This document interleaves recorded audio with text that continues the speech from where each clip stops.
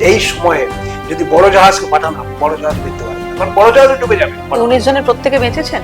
আমাদেরকে তখন হেলিকপ্টার পাঠানো হবে। 71 টা মানে গাজি অ্যাটাকটা এবার একটু শুনছি।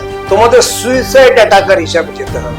এই যে সেই আরমারির চাবি, এই চাবিটা আমাকে, আমি যেহেতু কামানের যে কিছু কাজ সমস্ত কিছু আমি খুব ভালো পারতাম, হারিয়েছিলাম। এই আইএনএস বিক্রান্ত বিশাখাপত্তনমে আছে, এবং আইএনএস বিক্রান্ত হচ্ছে এমনই একটি জাহাজ, এয়ারক্রাফট ক্যারিয়ার্স। ওর কাছে সাবমেরিন মাইন্স আছে, ও তো মারবার জন্য এসছে। রাষ্ট্রদের লোকদের সোনা দিয়ে বাঁধিয়ে রাখা উচিত। পরে সেটা বোঝা গেল কখন যে হ্যাঁ অ্যাটাকটা সাকসেসফুল। ফায়ার করতে করতে দেখলাম বিরাট একটা ঢেউ উড়ে আসলো, বিশাল সাউন্ড একটা হলো যে well done Rajput, you sank PNS Gazi.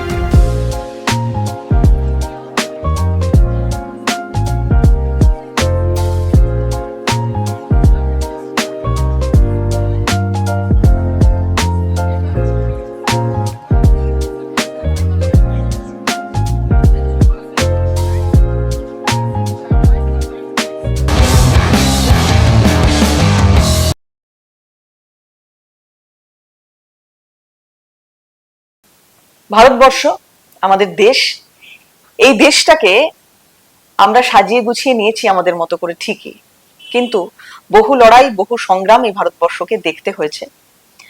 এবং এমন কিছু ইতিহাস, এমন কিছু, আমি বলবো যে যেহেতু আজকে এরকম একটা সেশনে আমরা আড্ডার ছলেই হয়তো কথা বলবো, যার সঙ্গে তার গল্প, তার ইতিহাস এই ভারতবর্ষের মাটির সঙ্গে, ভারতবর্ষের মাটির গন্ধের সঙ্গে একেবারে ওতপ্রোতভাবে জড়িয়ে আছে।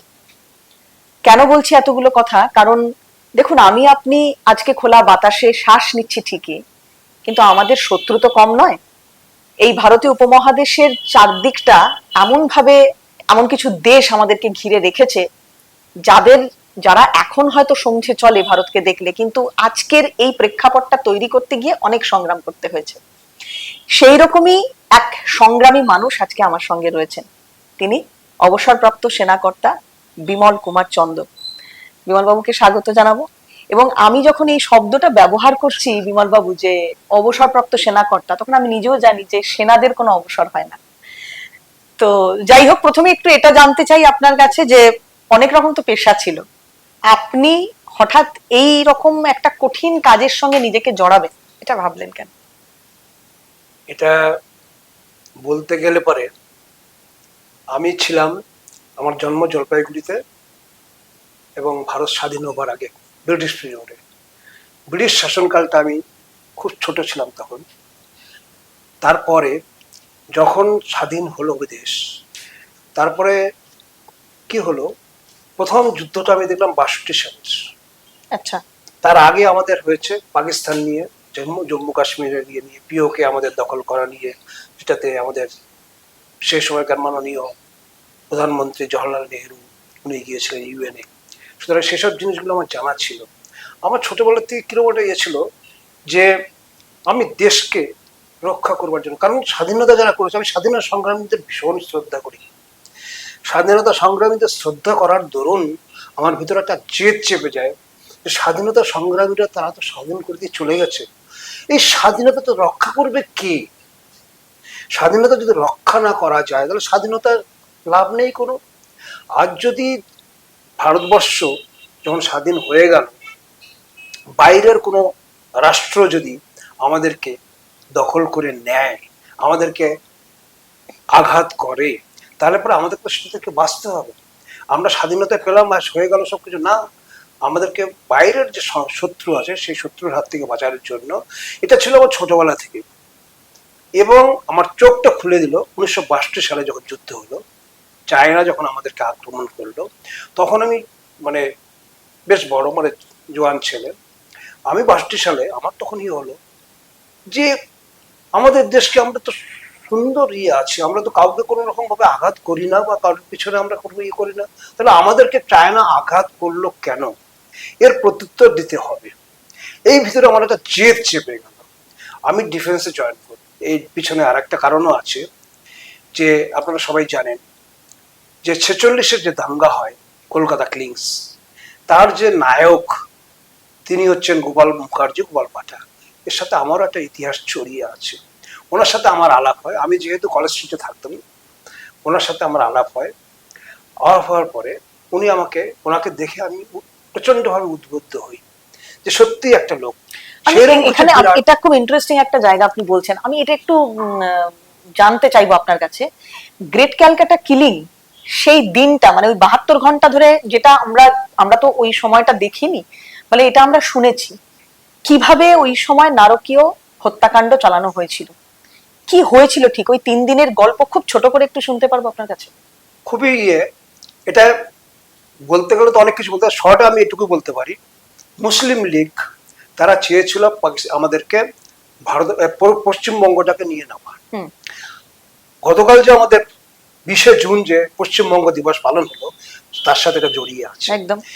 এই কারণেই যে যখন ওরা বুঝলো, মুসলিম লীগরা বুঝতে পারলো যে এই পশ্চিমবঙ্গ যদি আমাদের হাত থেকে চলে যায় তাহলে পরে আমাদের একটা বিরাট ক্ষতি হবে। কারণ পশ্চিমবঙ্গে এমন কোনো জিনিস নেই, মিনারেলস থেকে আরম্ভ করে সমস্ত রকম সবকিছু আছে। এইটা যদি চলে যায় তাহলে পরে কি হবে, আমাদের অনেক ক্ষতি হয়ে যাবে, আমরা অনেক কিছু হারিয়ে ফেলবো। মানে সেই জন্য পশ্চিম ওই সময় পশ্চিম বাংলাকে পূর্ব পাকিস্তানের সঙ্গে যুক্ত করতে চেয়েছিল ওরা। না, তখন তো আমরা একসাথে। হ্যাঁ, 1946। ওকে, হ্যাঁ, তখন আমরা একসাথে, আমরা তো তখন বাংলা, তখন আমাদের অবিভক্ত ভারত। আচ্ছা, সেই সময় কি করলো, এইভাবে ওরা চিন্তা করে দেখলো যে হিন্দুদের যদি শেষ করে দেওয়া যায় তাহলে পরে আমাদের কোনো বাধা আসবে না, আমরা মানে বঙ্গটাকে, মানে পশ্চিম দিকটাকে পূর্ব দিকের সাথে মিলিয়ে দিতে পারবো, দিয়ে আমরা টোটালি একটা বাংলা হবে যেটা হচ্ছে পশ্চিম এবং পূর্ব মিলিয়ে। আচ্ছা। এবং সেখানে কি দেখা যাচ্ছে যে যদি একটা কিছু দাঙ্গা লাগিয়ে এমন কিছু করা যায় যাতে হিন্দুরা ত্রস্ত হয়ে পড়ে, এই জন্যই অ্যাকচুয়ালি এটা করা, আর কিছুই না। মানে এটা বিরাট বড় ফ্যাক্ট, বিরাট বড়। আমি যদি বলতে হয় সারাদিন ধরে বলতে হবে আমাকে। এটা শুধু এইটুকু শর্টে বলতে চাচ্ছি যে মুসলিম লীগ তারা চেষ্টা করলো যেভাবে হোক একটা অশান্তির সৃষ্টি করা এবং হিন্দুদের মধ্যে একটা ভীতির প্রদর্শন করা, যাতে তারা কোনো সময় মানে চিন্তা না করতে পারে যে পশ্চিমবঙ্গ, বা তখন তো পশ্চিমবঙ্গ না, পশ্চিম বাংলাটা তারা তাদের সাথে যাবে না, না গেলে পরে তাদেরকে শেষ করে দেওয়া হবে। এবং কলকাতা তখন কিছু, কলকাতা ন্যাচারালি কলকাতা এই কারণে ইম্পর্টেন্ট ছিল, কলকাতা এক সময় ছিল আমাদের ভারতের রাজধানী। সুতরাং এই এলাকাটাকে বিশেষ করে ওরা টার্গেট করলো, যাতে আমরা যদি ক্যালকাটাকে কোনো রকম ভাবে আমরা করায়ত্ত করে নিতে পারি তাহলে পশ্চিমবঙ্গটা কোনো চিন্তা করতে হবে না। তখনই আমাদের এই গোপাল মুখার্জি উনি তখন ঝাঁপিয়ে পড়লেন এবং ওনার সময় যারা ছিল তখন, তারপরে যখন দেখলেন যে এই জিনিসটা একটা বিরাট সৃষ্টি করছে, ন্যাচারালি আমাদের ভারতবর্ষে তখন গান্ধীজি আসলেন, এসে করলেন যে সমস্ত কিছু যাতে বন্ধ হয়, যাতে না হয় আগামীতে, এটা না বেড়ে যায়। কিন্তু বাই দ্যাট টাইম যা করেছিল ওরা অকল্পনীয় করেছিল, এবং সেই সময় যদি আমাদের গোপাল মুখার্জি ওনার নিয়ে না ঝাঁপিয়ে পড়তেন, আমি জানি না আজকে কি হতো। এই হলো শর্ট এফিয়ার। আচ্ছা, তো আপনার সঙ্গে গোপাল মুখার্জি তখন আমার সাথে, গোপাল মুখার্জির সাথে আমার সাথে বিয়ে হয়। উনি আমাকে ছোটবেলা, আমার থেকে অনেকে বড়, উনি, আমি দাদাই বলতাম। উনি আমাকে নিজের ছেলের মতো ভালোবাসতেন, ভাইয়ের মতো ভালোবাসতেন। ভাই আমাকে শুধু একটা কথাই বলেছিলেন যে দেখ, আমার ইচ্ছা ছিল ডিফেন্সে যাওয়ার, আমি পাইনি, আমার সেই হয়নি, সুযোগ হয়নি। আমি চাই তুই যা, তোর ভিতরে যে জিনিসটা আছে, তোর ভিতরে যে জেদটা আছে, এটা আমি দেখেছি। কিন্তু 62-তে ভারত আর চীনের যুদ্ধের সময়টা বা তার পরিণতিটা দেখে আপনার মনে হলো যে আপনি যাবেন, ডিফেন্সে যাবেন? আপনার তো সেই সময় ভয় পেয়ে যাওয়া উচিত ছিল যে তাহলে আমাদের তো হাতে কিছু নেই। আমি নেভিটাকে আরো বেশি প্রেফার করতাম। এই কারণে কেন ইন্ডিয়ান নেভিতে জয়েন করলাম, আমি তো আর্মিতে যেতে পারতাম, এয়ারফোর্সে যেতে পারতাম, ইন্ডিয়ান নেভিতে। কারণ হচ্ছে আমি এটা ছোটবেলা থেকে জানতাম যে join the navy C the world. এই ওয়ার্ডটা কি করে আমার কাছে এসেছিল, আমার কানে বাজতো সবসময়। আমি পৃথিবীটাকে দেখবো এবং পৃথিবীর সাথে পরিচিত হব, এই চিন্তাধারা নিয়ে, এবং আমার দেশকে আমি রক্ষা করতে পারবো, যে দেশকে আমি এত ভালোবাসি। এরপর 65, তারপর 71। 65-তে একদম মানে সম্মুখ সমর, সেই ব্যাপারটা ফেস করেছেন। আচ্ছা, কি রকম? 65 সালে তখন আমার তখন ন্যাচারালি আমার 64-এ আমি ঢুকেছি, ডিফেন্সে জয়েন করেছি। 65 মানে বুঝতেই পারছেন যে আমি জাস্ট জয়েন করার পরে, তার মানে একদম ইয়ং ছেলে। এবং ট্রেনিং পর্বটা কি রকম? ট্রেনিং পর্বটা আপনাদের খুব খাটাতো। ওরে বাবা, ট্রেনিং, ডিফেন্সের যে ট্রেনিং নিয়েছে, তার কাছে কোনো কিছু মানে সে পারবে না বলে কোনো কথা নেই। কিরকম হতো ট্রেনিং একটু? যেরকম বলে দিল যে রাইফেলটাকে উঁচু করে নাও, দুটো হাতের উপরে রাইফেলটাকে নাও, রাইফেল নিয়ে আমাদের একটা বিরাট প্যারেড গ্রাউন্ড আছে, বলে এটা 10 চক্কর মারতে হবে। ওই রাইফেল ওই ওজনটাকে নিয়ে 10টা চক্কর। শুধু তাই নয়, পায়ে বুটের ওজন আছে, ড্রেসের ওজন আছে, হ্যাভারস্যাক আছে, সব মিলিয়ে দৌড়াতে হবে। দৌড়ে কমপ্লিট করে যখন আমরা শেষের দিকে আসলাম, তখন আর ওই রাইফেলটার উপরে থাকতে পারতো না, নিচের দিকে নেমে আসতো। কিন্তু ওই অ্যালার্ট করে দিত আমাদেরকে, না তোমার রাইফেল নিচে নেমে এসছে, আবার আমরা এটা উঠিয়ে নিতাম। এইভাবে আমাদের করেছে। শুধু তাই নয়, যেভাবে আমাদের ডিউটি হঠাৎ করে আমরা খাওয়া দাওয়া করেছি, খাওয়া দাওয়া করে বসে আছি হয়তো, কারণ দুপুরবেলা ন্যাচারালি খাওয়া দাওয়ার পরে আমাদের একটুখানি বিশ্রাম করার কথা, টাক করে ডাকলো সেই সময়। তার মানে কি হলো, যে আমি যে কোনো সময়ের জন্য প্রস্তুত থাকতে হবে। এটা হচ্ছে বিরাট জিনিস, এইরকম ছিল। তারপরে শুধু তাই নয়, আমরা তো নেভির একটা ইয়ে হচ্ছে, নেভি, আর্মি এবং নেভি দুটো কাজ করতে, আমাদের ল্যান্ড ফাইটিংটা মেইন। আচ্ছা, ডিফেন্সের লোকেরা কোনো কাউকে ল্যান্ড ফাইটিং করতে হয় না, আদার দ্যান নেভি, মানে প্রফেশন বাদে। নেভির কি করতে হয়, কারণ হচ্ছে নেভি যখন জাহাজ নিয়ে এক জায়গা থেকে আরেক জায়গায় যায় যুদ্ধের সময়, তখন এটা নয় যে আমরা জাহাজ থেকে জাহাজেই ফায়ার করি, কারণ আমাদের যে কামান নেভিতে আছে, ডিফেন্সের যে জাহাজে যে কামান, যুদ্ধ জাহাজে যে কামান, সেই কামানটা এক জাহাজ থেকে আর এক জাহাজে ফায়ার করা যায়। কারণ হচ্ছে আমরা টার্গেটটা হচ্ছে জাহাজটাকে। কিন্তু যখন আমরা ধরুন এরকম অবস্থায় পৌঁছালাম যে এলাকাতে আর্মি নেই, নেভিকেই যেতে হবে। আচ্ছা, কারণ সব জায়গায় আর্মি পৌঁছাতে পারে না, নেভাল রুট, এই রুট, যেমন কক্সবাজার আমি গেছিলাম, কক্সবাজার কোনো রাস্তা নেই, নেভাল রুট দিয়েই যেতে হবে, এরকম একটা অবস্থা যুদ্ধের সময়। যার জন্য কি হচ্ছে, সেই জন্য আমাদেরকে একটা আর্মি ট্রেনিংও দেওয়া হতো, ল্যান্ড ফাইটার। আমি একজন ল্যান্ড ফাইটার ছিলাম। শুধু তাই নয়, পুরো ভারতবর্ষ থেকে 30 জনকে সিলেক্ট করা হয়েছিল, তার মধ্যে আমি একজন। যেহেতু আমি একজন অরিজিনালি আমি একজন স্পোর্টসম্যান। আচ্ছা, আমি 1952-তে স্পোর্টসে আসি, 52 থেকে 64 পর্যন্ত আমি সিভিলে প্র্যাকটিস করি সমস্ত কিছু। ওখানে আমাকে, যেহেতু আমার শারীরিক একটা বিরাট দক্ষতা ছিল এবং ইয়ে ছিল, আমাকে সিলেক্ট করেছিল। এবং শুধু তাই নয়, সেই সিলেক্টের পরে আমাদের যে আজকে যে এই যে কমান্ডো বাহিনী বেরিয়েছে, মার্কোস, আমাদের সময় মার্কোস ছিল না, মার্কোস ছিল না কি, বিএসএফ ছিল না আমার সময়, বিএসএফ ছিল না, কোস্টাল গার্ড ছিল না। সেই যুগের লোক আমি, আমাকে দেখলে তো বোঝা যায় না সেজন্য, আমার তো বুদ্ধি হয়ে যাওয়ার কথা, আমার তো বুড়ো হয়ে এরকম হয়ে থাকার কথা। সেই লোকটা আমি, যে সময় বিএসএফ তৈরি হয়নি, যে সময় কোস্টাল গার্ড তৈরি হয়নি, সেই সময়কার লোক আমি। সুতরাং সেই জন্য কি হচ্ছে, আর্মি যেখানে পৌঁছতে পারবে না, আমাদেরকে সেখানে যেতে হবে। মার্কোস বাহিনী তখন তৈরি হয়নি, তখন কি করা যাবে? মার্কোস বাহিনী, এখন তো মার্কোস বাহিনীর জন্য আলাদা করে সিলেকশন হয়, আলাদা করে হয়। আমাদেরকে সেই 30 জনকে যে মানসিক চিন্তা করা যায় না, আমি যখন চোখ বন্ধ করে চিন্তা করি না যে কি ট্রেনিং করেছি, ভাবতে পারি না। মার্কোস বাহিনীর কাজ কি মূলত? কাজ হচ্ছে যে কোনো সময়, যে কোনো জায়গায়, যে কোনো পরিস্থিতিতে মোকাবেলা করতে পারবে, জলের নিচে হোক, জলের উপরে হোক, মানে সব রকম ট্রেনিং। সব রকম ট্রেনিং। এদের ট্রেনিং 6তলা 7তলা আমি রোপ ক্লাইম্ব করে উঠে যেতাম। আপনাদেরকেও মার্কোস বলাই যায়, মানে সেইভাবে যদি দেখা যায়। সেই সময় ছিল না জন্য আমাদের ওই নাম হয়নি, কিন্তু অ্যাকচুয়ালি বলতে গেলে মার্কোস যারা করেছে, আমরা তাদের থেকে কম করিনি। কিন্তু আমাদের সে সময় কোন রকম মিডিয়া ছিল না, কোনো কিছু ছিল না, একটা ক্যামেরা, একটা ফটো তোলার মতো অবস্থা ছিল না, কোনো ক্যামেরা ছিল না। এক জায়গাতে আরেক জায়গায় আমরা হ্যান্ড সিগন্যাল ইউজ করা হতো। সেই কিরকম হ্যান্ড সিগন্যাল? হ্যান্ড সিগন্যাল মানে A to Z আমাদের টান ছিল, এরকম এইদিকে এইদিকে এইভাবে, এই যে সিগন্যাল গুলো দেওয়া হচ্ছে, এইটা যদি হয় তাহলে A, এই জিনিসটা যদি হয় তাহলে B, এটা যদি হয় তাহলে C।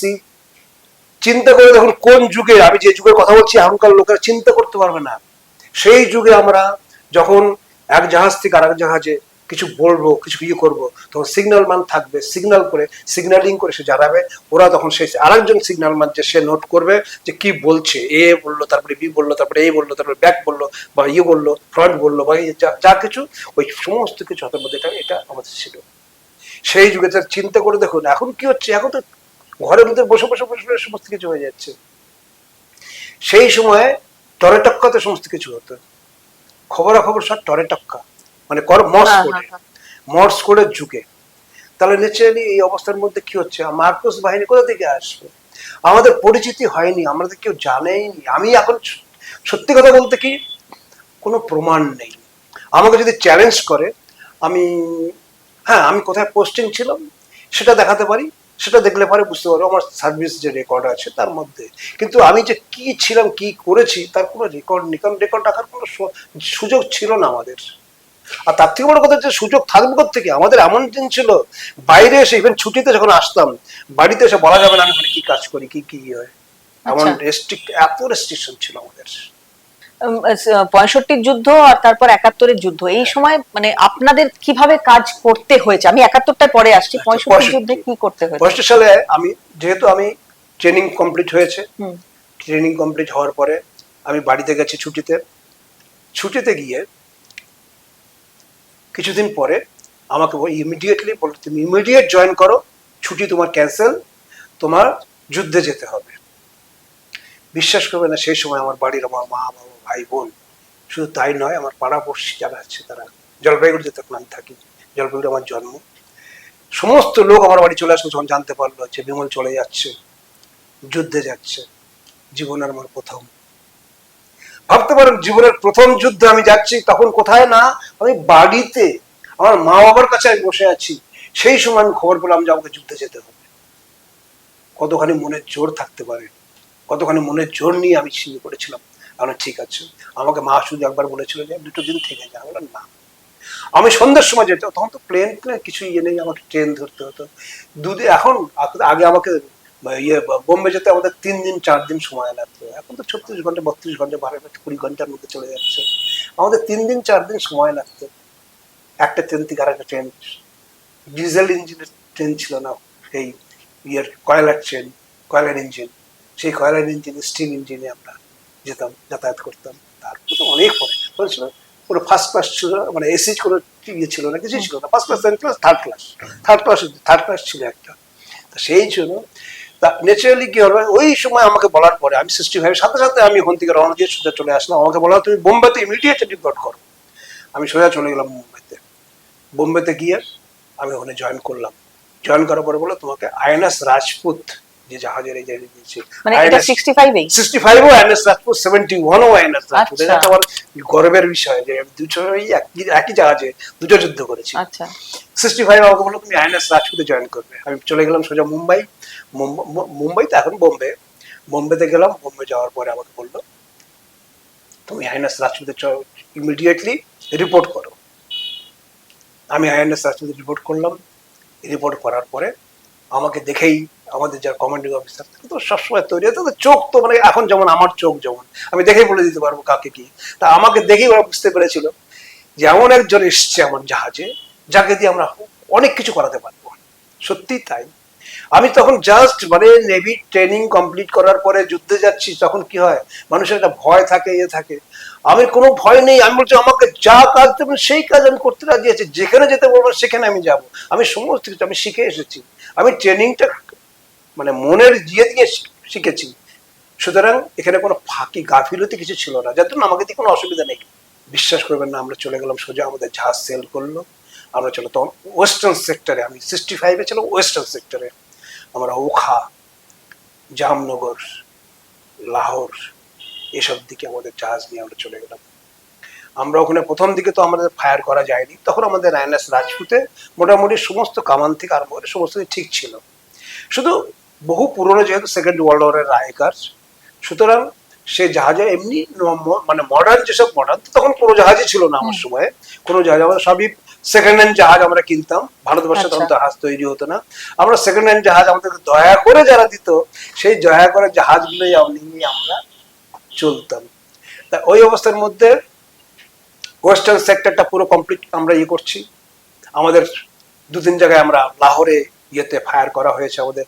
আর মেইন কাজটা করেছে আমাদের এয়ার থেকে ফায়ারিং করে করে ওরা সমস্ত কিছু। ওই অপারেশন যেটা হলো 65 মেইনলি করেছে, আমাদের নেভাল ফাইটটা খুব কম হয়েছে। নেভাল ফাইটের থেকে এয়ার ফাইটটা ম্যাক্সিমাম হয়েছে, আর আর্মির ফাইটটা হয়েছে। নেভির ফাইটটা আমরা প্রোটেকশন দিয়েছি, যেহেতু কোস্টাল গার্ড তখন ছিল না, কোস্টালটাও আমাদেরকে কভার করতে হতো। আমাদের ডিউটি চিন্তা করা যায়, বিএসএফ নেই, কোস্টাল গার্ড নেই, কেউ নেই, আমাদেরকে সমস্ত কিছু কভার করতে হতো, আমাদেরকে সেইভাবে ট্রেনিং দেওয়া ছিল। তো সুতরাং 65-এর যুদ্ধ খুব বিশাল ইয়ে নয়, সামান্য কয়েকদিনের জন্য, 2 দিন না 3 দিনের, তার মধ্যে সিজ ফায়ার হয়ে গেল, আমরা আমাদের মতো ফিরে আসলাম। যেটুকু ক্ষতি করাবার আমরা ওখানে করেছি, লাহোর ইয়েতে, আমাদের জামনগরে কিছু ওরা ক্ষতি করেছে, জামনগর যে আমাদের এয়ার বেসটা আছে ওখানে কি করেছে, আর নেভাল যে বেসটা আছে ওখা এইসব জায়গায়। তা না হলে মোটামুটি সেই যুদ্ধে আমাদের বিরাট ক্ষতি হয়নি, ওদেরও কোনো ক্ষতি হয়নি বিশেষ। আমরা মোটামুটি একটা জায়গায় পৌঁছে গিয়ে আমাদের যুদ্ধ ওখানে মোটামুটি সিজফায়ার। 71-এর যুদ্ধের প্রেক্ষাপটটা আগে একটু শুনবো আপনার কাছে, কারণ অনেকে কথা বলেন যে ইন্দিরা গান্ধীর কিছু ভুলও ছিল 71-এর যুদ্ধের পরে। আমরা চাইতাম, অনেকেই বলেন এরকম কিছু। এখন তো আমার ফেসবুক, এই যখন অপারেশন সিঁদুর হলো, ফেসবুক খুললেই মোটামুটি এইরকম একটা মন্তব্য যে কেন সেদিনই কাশ্মীরটা নিয়ে নেওয়া হলো। যাই হোক, তো আপনার কি মনে হয় এটা? দেখুন, কথাটা হচ্ছে এখানে 71 সালে যখন যুদ্ধ হয়, যুদ্ধটা শুরু হয় কিন্তু মানে যুদ্ধের পরিস্থিতি শুরু হয় মার্চ এপ্রিল মাসে। আচ্ছা। 1971 মার্চের শেষের দিকে, মার্চের দিকে থেকে শুরু হয়। আচ্ছা। এবং শেখ মুজিবুর রহমান তখন উনি ভোটে জিতেছেন। ভোটে জেতার পরে ন্যাচারালি কি হচ্ছে, পাকিস্তান চিন্তা করতে পারেনি যে যেটা আমার যে রাজ্যটাকে আমি আমার আন্ডারে রেখেছি, সেখানে যখন ন্যাচারালি কি হচ্ছে, ওয়েস্টার্ন সাইড, ইস্টার্ন সাইড সমস্ত সবকিছু মিলিয়ে তো পাকিস্তান, তো বাংলাদেশ যেটা বর্তমান আছে, পূর্ব পাকিস্তান এবং পশ্চিম পাকিস্তান দুটো মিলিয়ে তো পাকিস্তান। ওরা তখন চিন্তা করে দেখলো যে পাকিস্তানের সাথে আমাদের থাকা চলবে না। কারণ হচ্ছে যে পাকিস্তান যেভাবে অত্যাচার করেছে, সেই সময় যেভাবে অত্যাচার করেছে কল্পনা করা যায় না। হিন্দুদের উপরে, বিশেষ করে হিন্দুদের উপরে যে অত্যাচার হয়েছে পাকিস্তান যেভাবে করেছে, মানে ভাবা যায় না। এবং হিন্দু শুধু নয়, বাঙালি যারা, মুসলমান যারা, সবাই তো উর্দুতে নয়, বাংলা ভাষী মুসলমান যারা, মুসলিম যারা, তাদের উপরে অত্যাচার হয়েছে। ওখানে রাজাকার বলে একটা গোষ্ঠীর সৃষ্টি হয়, যারা কিন্তু চেষ্টা করে তারা যে মানে এমন একটা পরিস্থিতি সৃষ্টি করে দেব ইস্ট পাকিস্তানে যে এরা ঘুরে তাকানোর আর রাস্তা পাবে না। এবং এদেরকে মুজিবুর রহমান যেহেতু জিতেছে, সে প্রধানমন্ত্রী হবে, তো সাধারণ কথা, কারণ সে মেজরিটি ভোটে জিতেছে, তুমি মানবে না কেন?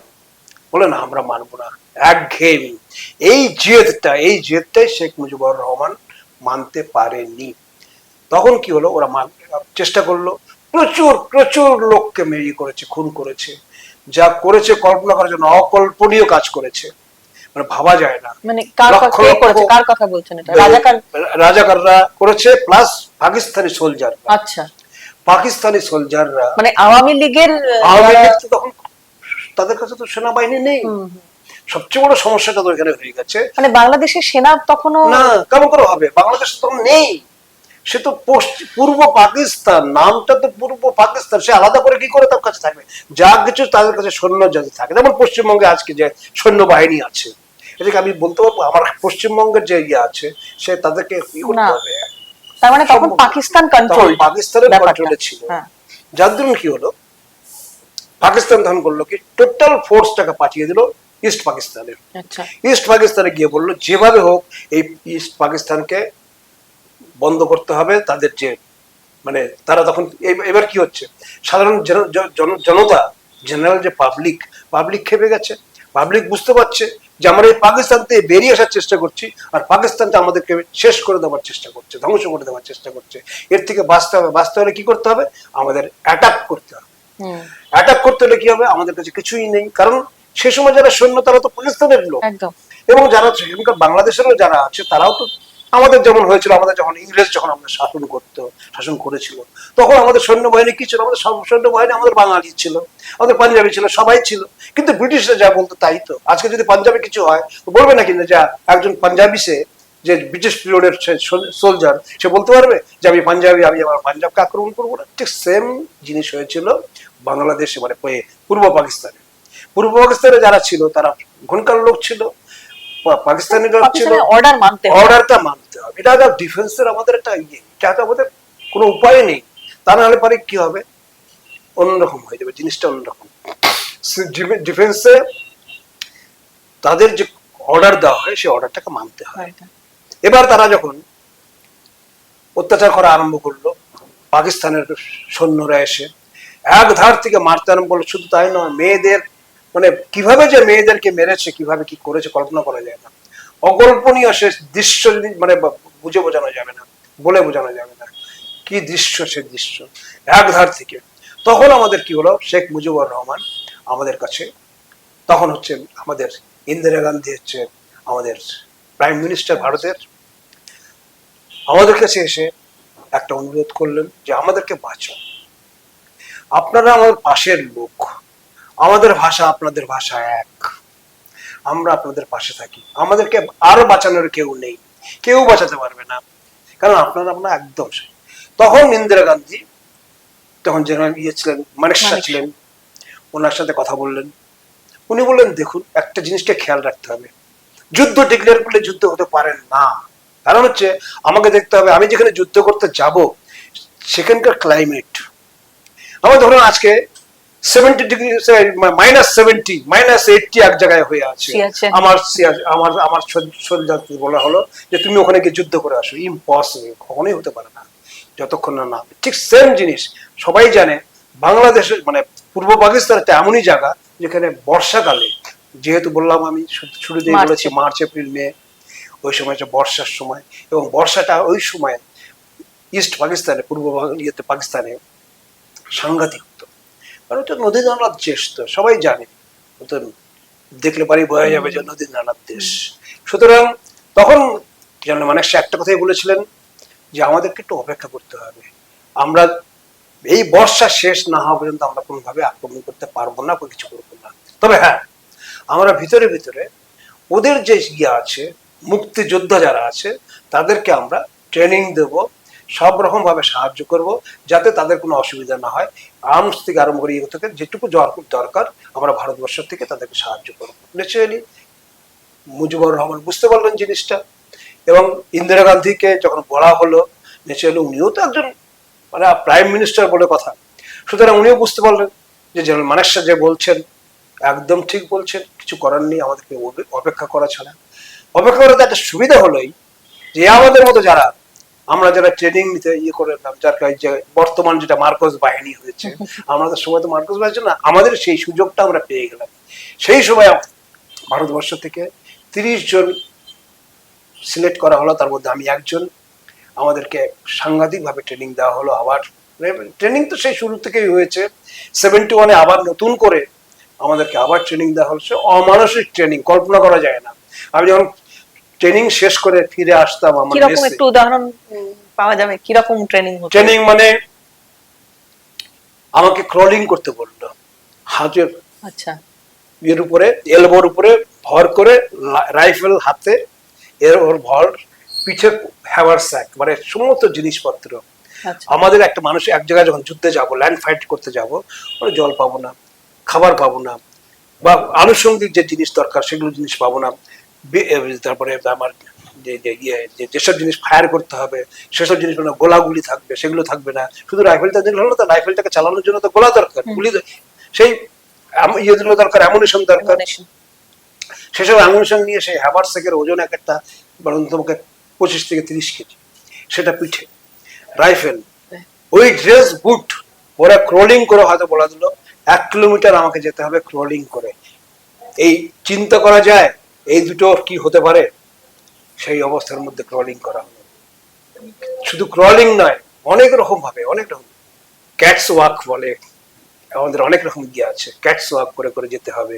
তারপরে অনেক সময় ইয়ে হয়ে আছে, শুয়ে পড়ে গড়িয়ে, অনেক জায়গা আছে যেখানে গড়িয়ে যেতে হবে, মানে গড়িয়ে যাওয়া ছাড়া উপায় নেই, ক্রলিং করার রাস্তা নেই, কারণ ওভার ইয়ে আছে ঢালটা। আচ্ছা আনইভেন প্লেস, আনইভেনে তো আমি ক্রলিং করতে পারবো না, আমাকে রোল করতে হবে।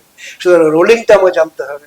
ওই চিন্তা করে দেখুন, রাইফেল আছে, আমাদের কাছে হ্যাভারস্যাক আছে, আমার কাছে সমস্ত কিছু আছে, সেইটা নিয়ে আমাকে রোল করতে হবে, এইসব জিনিসগুলো। তারপরে পাহাড়ের উপরে উঠতে হবে, দৌড়ে, হেঁটে নয়, দৌড়ে পাহাড়। আমাদের ঠিপি, আমি তখন ভাইজাগে পোস্টিং। ভাইজাগটা হচ্ছে, ভাইজাগে যদি গিয়ে থাকেন দেখবেন, ভাইজাগটা হচ্ছে পাহাড়ের জায়গা, উঁচু নিচু টিপি টিপি টিপি টিপি সমস্ত ম্যাক্সিমাম জায়গায় আমাদের ওই পাহাড়ের কাছে নিয়ে যাওয়া হয়। পাহাড়ের কাছে নিয়ে গিয়ে আমাদেরকে বললো, টাইম দিয়ে দেওয়া হলো যে 1 মিনিটের মধ্যে তোমাকে এখান থেকে উঠতে হবে। কত জোরে কত স্পিডে যেতে হবে সেটা মানে নিজেকে চিন্তা করে নিতে হবে, ক্যালকুলেশন করে নিতে হবে। সেই স্পিডে সেই পাহাড়ের উপর উঠে যেতে হবে। পা স্লিপ করলে পড়ে গেলাম নিচে, হয়তো হাত পা ভেঙে যেতে পারে, কিন্তু তার মধ্যে ছুটতে হবে। উঠলাম, ওপার দিয়ে নেমে গেলাম। জলের মধ্যে, জলের মধ্যে হয়তো আমি পড়ে গেছি, আমার ইয়ে করে আছে, নৌকায় করে আমাদেরকে, আমাদের বোট আছে, নৌকাতে আমরা জলে পড়ে গেলাম, কি করে বাঁচবো? আমার যখনই আমরা নৌকাতে উঠি তখনই আমাদের লাইফ জ্যাকেট পরা থাকে। লাইফ জ্যাকেট ছাড়া আমরা কখনোই বোটে বসতে পারি না। লাইফ জ্যাকেট পরা আছে, কিভাবে কিভাবে আমি তাড়াতাড়ি বেরিয়ে আসবো, কিভাবে কি করব, মাঝ সমুদ্রে পড়ে গেলে কিভাবে কি করব, এই সমস্ত জিনিস আমাদের ট্রেনিং দেওয়া হতো। শুধু তাই নয়, পড়ে গেলে কি করবেন? মাঝ সমুদ্রে পড়ে গেলে পরে আমার কাছে যে ইয়ে আছে, আমি তখন চেষ্টা করবো আমার যে জ্যাকেট আছে সেই জ্যাকেট আমাকে ভাসিয়ে রাখবে। হ্যাঁ, ভাসিয়ে রাখার পরে আমি চেষ্টা করব সেই জাহাজ থেকে, যারা জাহাজে আছে যদি কেউ থাকে, সে তখন চেষ্টা করে, আমাদের জাহাজের উপরে প্ল্যাঙ্ক থাকে, কাঠের পাটাতন যাকে বলে, আচ্ছা, ওই প্ল্যাঙ্ক গুলো আমাদেরকে, খুব ভারী ইয়ে জিনিস, জলে ভাসে, ওই জিনিস তখন ওরা ওখান থেকে ফেলে দেওয়ার চেষ্টা করে। আমরা তখন চেষ্টা করি ওইটাকে ধরে নেওয়ার জন্য, ধরে নিয়ে যাতে ওর সাহায্যে সুইমিং করে আমরা এগিয়ে যেতে পারি। এরকম সিচুয়েশন হয়েছে কখনো? হ্যাঁ হয়েছে, আমি বলবো। আচ্ছা, আমি তো মৃত্যু থেকে বেঁচে এসেছি, আমি 7 দিন জলে ছিলাম, বলবো 1966 এ। আচ্ছা, বাপরে, মানে এটা 65 আর 71 এর মাঝখানে আরেকটা মাঝখানে গল্প একটা আছে, বিরাট গল্প। তাহলে ওটা আগে শুনে নি, তারপরে এটাতে আসছি। হ্যাঁ, মাঝখানে একটা বিরাট গল্প হচ্ছে। হ্যাঁ, হ্যাঁ, 65 ওয়ার কমপ্লিট হলো। হ্যাঁ, ওয়ার কমপ্লিট হওয়ার পরে আমি যেহেতু স্পোর্টসম্যান, আমি স্পোর্টস টিমে চলে গেলাম। হ্যাঁ, যুদ্ধ শেষ, আমার ডিউটি শেষ। আমার ডিউটি হচ্ছে, আমি স্পোর্টসম্যান, আমি স্পোর্টস টিমে, আমাদের নেভি টিম আছে যেখানে সব রকমের খেলা হয়, ইয়ে আছে, তারা আলাদাভাবে থাকে, তাদের আলাদা ডিউটি, আলাদা কাজ, আলাদা সমস্ত কিছু, খাওয়া দাওয়ার সময় থেকে আরম্ভ করে সবকিছু আলাদা। আমি ন্যাচারালি ভাইজাকে আমি চলে গেলাম আমার নেভি টিমে। নেভি টিমে যাওয়ার পরে, সরি, তখন আমি কোচিনে, আচ্ছা, 66 এ, ভাইজাগ না, ভাইজাগ তো 71 এ, 66 আমি তখন কোচিনে পোস্টিং। কোচিনে আমাদের একটা ইয়ে করা হলো যে, হঠাৎ একটা খবর আসলো যে বাঙালি এখানে কারা আছে, বেঙ্গলি। তখন আমি পেলাম, আমাদের মতো 9 জনকে পাওয়া গেল, আমরা বাঙালি। তারপরে আরো একটু এদিকে দিক থেকে ইয়ে করে নিয়ে, কলকাতা থেকে সমস্ত মিলে সব মিলিয়ে 19 জন আমরা তৈরি হলাম। কি যে এই যে গার্ডেন নিচে আজকে যে খবরটা আমাদের আসলো যে 3টে জাহাজ তৈরি হয়েছে গার্ডেন নিচে, এই গার্ডেন নিচে তৈরি হয়েছিল 1966 এ টাগ, মানে টোয়িং শিপ, যে একটা জাহাজকে আর একটা জাহাজে নিয়ে যাওয়ার জন্য। যেমন আমাদের জাহাজ যদি আজকে ইয়েতে আসে, যখন সান হেডে আসে, তখন টোয়িং শিপ টো করে নিয়ে আসে। অনেক মানে কোনো নোঙর করা জাহাজকে অন্য নোংর উঠিয়ে নেবে, নিয়ে সে তখন, কারণ কি জল যেখানে কম, সেখানে আজকে যে 3টে জাহাজ আছে, 3টে জাহাজ কিন্তু একই ব্যাপার, জল যেখানে কম সেখানে যেতে পারবে। সুতরাং আমাদেরকে তখন, আমরা তো চলবে না, কারণ প্রপেলার তো আটকে যাবে। সেই জন্য কি হবে, টোয়িং করে নিয়ে আসা হবে, রোপ দিয়ে বাঁধা হয়, সেই রোপ বেঁধে নিয়ে এসে ওই বোট ধীরে ধীরে ধীরে ধীরে নিয়ে আসে করে, সেই টোয়িং বোট তৈরি হলো, তা বলা হচ্ছে টাগ বলা হয় তাকে।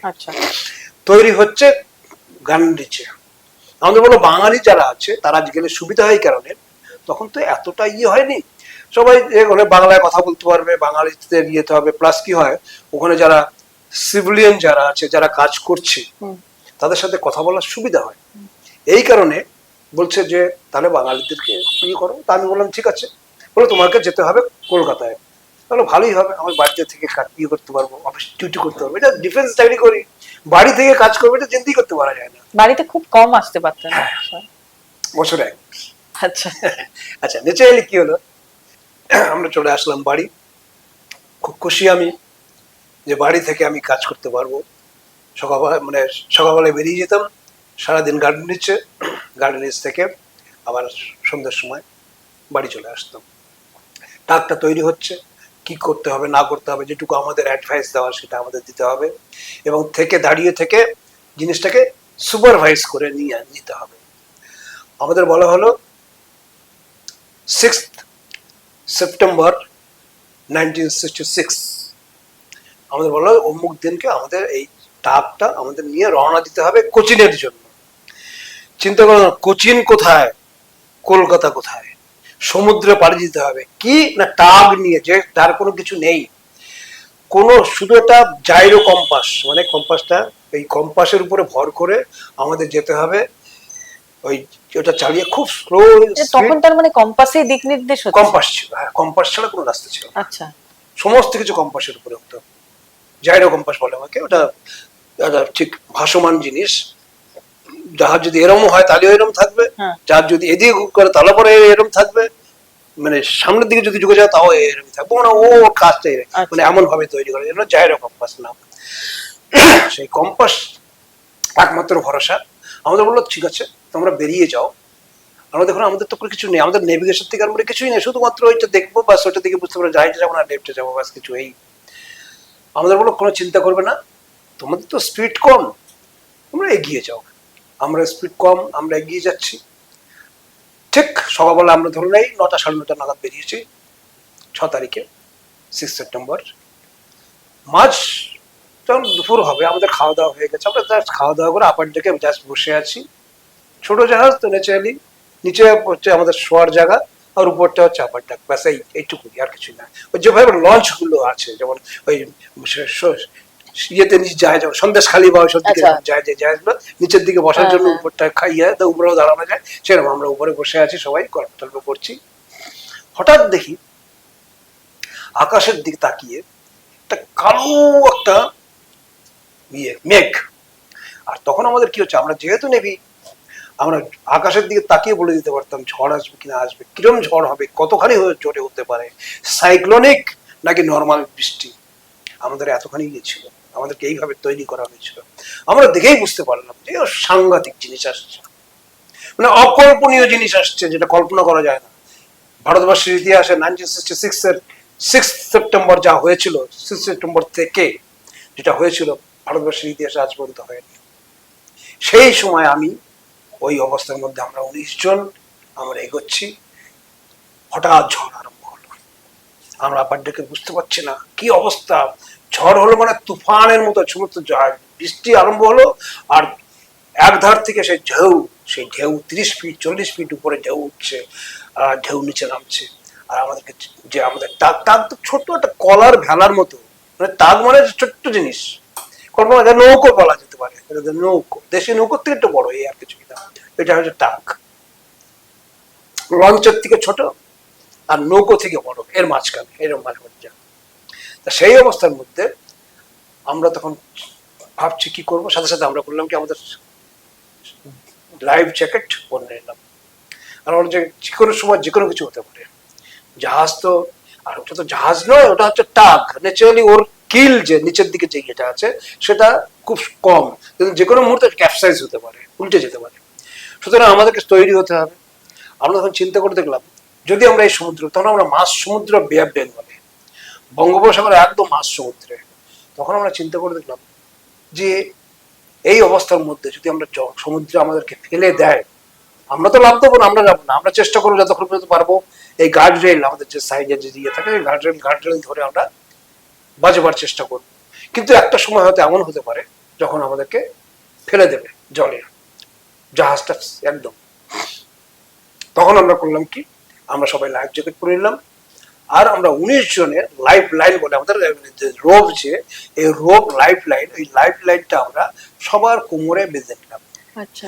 কারণ হচ্ছে যে আমরা চিন্তা করে দেখলাম যে আমরা সমুদ্রের মাঝে, যেখানে কিছু নেই, শুধু চতুর্দিকে যেদিকে থাকে শুধু জল আর জল, এখানে কি হবে না হবে আমরা জানি না, বড় জাহাজ কবে আসবে কখন আসবে আমরা, কারণ আমাদের তো কোনো সিগন্যালই, মানে মেসেজ পাঠানোর কোনো ব্যবস্থা নেই। চিন্তা করে দেখুন সেই যুগে আমরা যে খবর নেব যে আরে বাবা তোমরা আসছো কিনা, বা তোমার কি অবস্থায় আছো, কিচ্ছু নেই, কোনো উপায় নেই। ভারতবর্ষে সেই জিনিস তখনও তৈরি হয়নি সেই যুগে। তখন আমরা কি করব, আমরা চিন্তা করলাম 19 জনের সাথে কোমরে বেঁধে নিলাম দড়ি। কোমরে বেঁধে নেওয়ার পরে আমরা ওই ঝড়ের সাথে যুদ্ধ করছি। মানে আমাদেরকে একবার এদিকে ফেলে দিচ্ছে, একবার ওদিকে দিয়ে যাচ্ছে। এই করতে করতে এমন একটা সিচুয়েশন আসলো, না এদিকে নাক মুখ দিয়ে জল ঢুকে যাচ্ছে, জামা কাপড় সম্পূর্ণ ভেজা। ভেজা মানে কি, ভিজে মানে চিন্তাই করা যায় না। আমি তো সমুদ্রের মাঝে, ওইরকম ঝড় আর ওইরকম ঢেউ, সেই ঢেউ আসছে আমাদেরকে, একবার এই পাশে নিয়ে যাচ্ছে, একবার পাশে নিয়ে যাচ্ছে। মানে এরকম অবস্থা ধরে রাখতে পারছি না। মানে আমাদের শক্তি সেই সময়কার ওই অল্প বয়সে, সেই শক্তির কিন্তু ঝড়ের কাছে পারছিলাম না আমরা। আমরা ঝড়ের যে ধাক্কা যেটা দিচ্ছিল, আমাদের ক্ষমতা নেই, আমাদের হাত ফুলিয়ে নিয়ে নিচ্ছিল। এইরকম অবস্থার মধ্যে আমরা এই 19 জন চিন্তা করে দেখলাম, যদি আমরা জলে পড়ি আর এই সমুদ্রের মধ্যে যদি পড়ি, আমরা একজন করে যদি আমরা থাকি, মানে ইন্ডিভিজুয়াল যদি থাকি, আমাদেরকে খুঁজে পাওয়া যাবে না। 19 জন থাকলে একসাথে কি হবে, অ্যাটলিস্ট আমরা মরে যাই, কি আমরা তো জীবনের ঝুঁকিতেই আমরা জানি, আমরা আমাদের বাঁচবার জন্য তো আমরা হলেন না, আমরা জীবনকে আমরা আহতি দেওয়ার জন্যই আমরা জীবনে ঝুঁকছি। বিশেষ করে আমি তো বলবো এইটা। সুতরাং আমরা এই চিন্তা করতে করতে ভাবছি কি করবো, এসব করতে করতে আমরা একটা সময় আসলো, আমাদের জাহাজের যে ইঞ্জিন নষ্ট হয়ে গেল, খারাপ হয়ে গেল। ওই ঝিরের ঢেউয়ের ওই বাড়ি মারছে, পিছন দিকটা চারটা হয়ে গেছে, ইঞ্জিন বন্ধ হয়ে গেল। তখন কি হলো, একটা ইঞ্জিনের কোনোরকম ভাবে ইয়ে চলছে। আমরা তখন করলাম কি, আর ইঞ্জিনের নিয়ম হচ্ছে যা তাদের বা ইয়েদের যে কোনো জাহাজ সে সময় আমাদের সময় হাতে চালানো হতো হুইল। এই হুইলটা আমরা তখন বেঁধে দিলাম। হুইল ধরবে কি, যে হুইল দিচ্ছে তাকে তো ছুঁড়ে ফেলে দিচ্ছে। হুইল ধরার কিছু নেই। আমরা শুনলাম কি, দড়ি দিয়ে হুইলটাকে একটা ইয়ের সাথে বেঁধে দিয়ে এরপরে সোজা করে রাখা হলো, যাতে যেদিকে যায় যাবে। হুইল আমার থাকলো সোজা, হুইল যাতে নড়ে গেলে পরে এদিক ওদিক চলে যাবে, যাতে সোজা যেতে পারে। এইভাবে চলতে আরম্ভ করলো। আমরা নিচে সবাই, নিচে মানে কি, তখন তো মানে কেউ কাউকে চিন্তা করতে পারছে না, কিছুই না, আদার দেন বাড়ি। আমাদের মাথায় তখন একটা জিনিসে আসছে, আমার বাড়ি, আমার মা বাবা কি করবে, আমি তো চলে যাব জানি, আমার যখন এই খবরটা যাবে, আমার মৃত্যুর খবরটা যখন কি হবে, এসব চিন্তা করতে করতেই আমাদেরকে ছুঁড়ে ফেলে দিল জলে। চিন্তা করে যখন মাছ সমুদ্রে বে অফ বেঙ্গলে আমাদের ছুঁড়ে ফেলে দিল। সেই অবস্থার মধ্যে যখন আমরা জলে পড়ে আছি, ঢেউয়ের মধ্যে একবার একদম নিচে, ধরুন প্রায় 30-40 ফিট নিচে, আর নিচে নিয়ে যাচ্ছে, আবার ঢেউ উপরে উঠে নিয়ে আসছে, উপরে উঠে আসছে। আর ওই যে যখন নিচে নিয়ে যাচ্ছে, তখন চিন্তা করছি হয়ে গেল, সব শেষ। মানে তখন তো জ্ঞান আছে আমার, আমরা চিন্তা করছি কি হবে। যখন উপরে আসছি তখন দেখছি সবাই দাঁড়িয়ে আছে, আমার মা বাবা ভাই বোন সবাই লাইন দিয়ে দাঁড়িয়ে আছে। আমি মানে ভাবতে পারছি না যে আমি কি করব, কোনো উপায় নেই। সবই তো আমার মানে জলের উপরে, যে সাইক্লোন হচ্ছে সে সাইক্লোনের উপরে। সাইক্লোন যদি না বন্ধ হয় কিছু করার নেই। আর সাইক্লোন বন্ধ হলে একটা জিনিস হচ্ছে, ভাগ্যটা আমাদের ভালো যে সাইক্লোনটা হয়েছিল এক টানা 5 দিন 6 দিন। যার জন্য কি হলো, সমুদ্রের যে যারা মানে জন্তু, তারা আমাদেরকে কেটে নিয়ে যেতেনি, আর নাহলে তো আমাদের হাত পা গুলো কেটে নিয়ে চলে যেত। আমরা কিছুদিন মানে কতদিন জ্ঞান ছিল জানি না, জ্ঞান অবস্থায় আবার গিয়ে নেই, আমরা কিছুই জানি না। যতক্ষণ মধ্যে জ্ঞান ছিল ততক্ষণ শুধু ওই জিনিস দেখেছি, নিচে চলে যাচ্ছি, জানি আমি শেষ হয়ে গেলাম। উপরে যখন আসছি তখন মা বাবা ভাই বোন দেখছি যে আর কি হবে, আমার মা বাবা তো কাঁদবে, সবাই কাঁদবে আমাদের কি জন্য, আর ফিরে যেতে পারবো না, এই আমাদের জীবনের শেষ। এই চিন্তা হচ্ছে, আবার ধূপ করে চলে যাচ্ছি। করতে করতে কতদিন ছিলাম কিচ্ছু জানি না। জ্ঞান যখন আমার ফিরলো, তখন আমি দেখি কলকাতা পুরনো হসপিটাল, তখন তো পুরনো ইয়ে হয়নি, রেস্ট গ্রাউন্ডের উল্টো দিকে পুরনো যে হসপিটাল, যেটা এখন ইয়ে হয়েছে, হেডকোয়ার্টার হয়েছে, সাব হেডকোয়ার্টার, ক্যান্টিন আছে ওখানে, ক্যান্টিনে ওখানে তখন ছিল। এখন তো নতুন জিনিস হয়েছে, কত আধুনিক ইয়ে। মানে ওই সময় তাহলে উদ্ধার কে করে নিয়ে এলো? আচ্ছা, এইবার কি হলো শুনুন। আমাদের সাথে যে বড় জাহাজ বেরোনোর কথা, সেই বড় জাহাজ কি হলো, আমরা 19 জন, আর একটা বড় জাহাজে 150 থেকে 200 থেকে 250 জন। চিন্তা হলো এখানে 19 জনের জীবনটা বড় না 150-200 লোকের জীবন বড়? এটা ডিফেন্স। চিন্তা করে দেখা হলো, এই সময়ে যদি বড় জাহাজকে পাঠানো হয়, বড় জাহাজ ফিরতে পারবে না, কারণ বড় জাহাজ ডুবে যাবে এই সাইক্লোনের মধ্যে। সুতরাং বড় জাহাজ কাটকে দেওয়া হলো, বড় জাহাজকে পারমিশন দেওয়া হলো না সেল করার। নেচারি কোনো খবর যাওয়ার রাস্তা নেই আমাদেরকে, আমরা শুধু ওয়েট করে তারপর তো জলে চলে গেলাম। ন্যাচারালি ও অনেক চেষ্টা করে যখন 2-3 দিন পর্যন্ত না হচ্ছে, তখন ক্যাপ্টেন যে জাহাজের উনি বললেন যে আমি রিস্ক নিয়ে যাই, এতগুলো লোক 19টা ছেলে আমার, তারা এই অবস্থার মধ্যে আছে, কি অবস্থা আছে কিছুই জানি না। উনি জাহাজ নিয়ে বেরোন, দেখতে পেলেন না কাউকে, কোথায় দেখতে পাবেন, তখন হেলিকপ্টার 19 জনের প্রত্যেকে বেঁচেছেন? হ্যাঁ এবার বলছি, আমাদেরকে তখন হেলিকপ্টার পাঠানো হলো।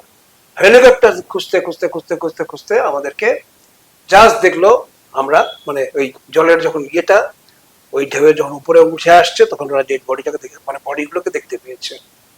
ওরা তো মানে সার্চ করে যাচ্ছে ওই দিয়ে দূরবীন দিয়ে করে সার্চ করে করে আমাদের দেখতে পেলো। তখন দেখলো যে এদেরকে কিভাবে উদ্ধার করা যায়, কারণ জাহাজ ওখানে যেতে পারছে না, যেতে পারবে না।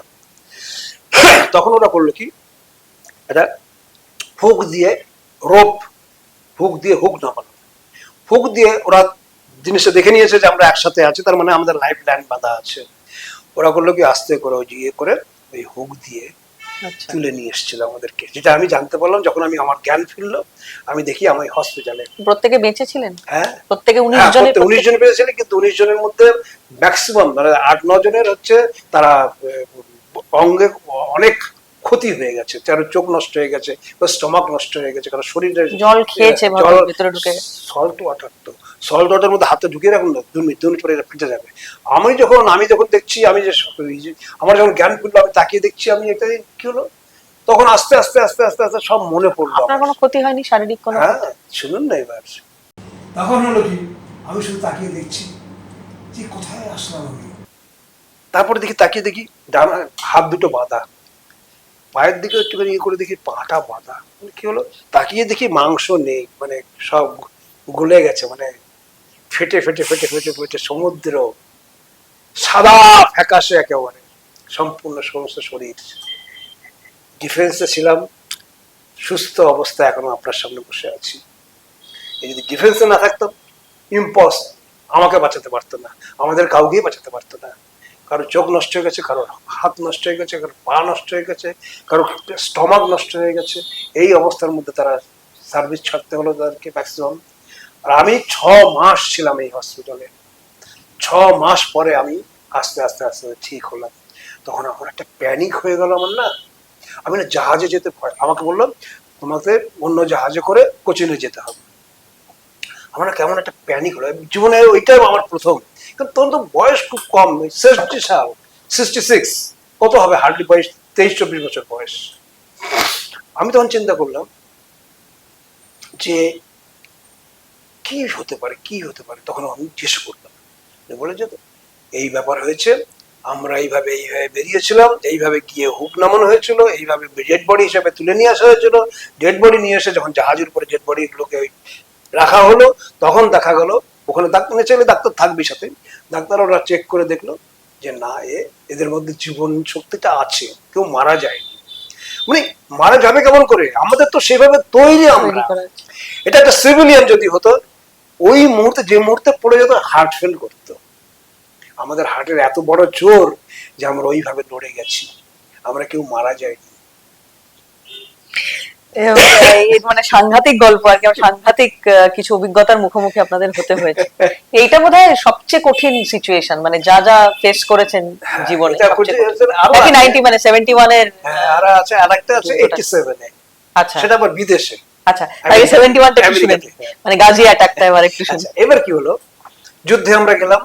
আচ্ছা, আমাদেরকে তো যারা আমাদেরকে আলাদাভাবে তৈরি করা হয়েছে, তাদেরকে বলা হলো যে তোমাদের ডিউটি হচ্ছে যে কোনো পরিস্থিতিতে তোমাদের মোকাবিলা করতে হবে, তোমরা সেভাবে তৈরি থাকবে, সবসময় তৈরি থাকবে।